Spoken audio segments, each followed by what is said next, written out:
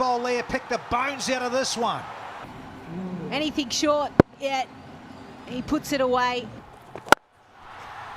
So I can do that to you. Yeah, the problem is if you're trying to go for the Yorker, that's the arm ball, and he just missed his length.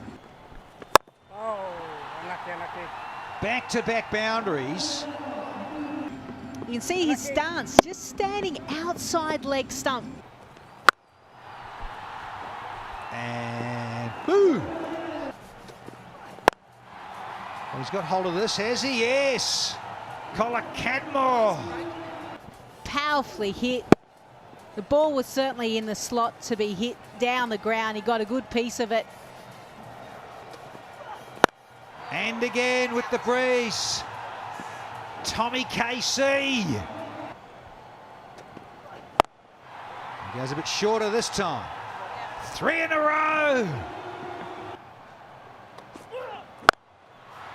Leg side into the gap from Kohler Cadmore. KC, all good.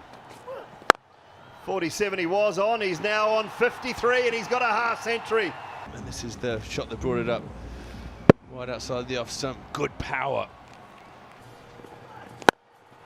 High, hard, handsome, into the wind. Another 6.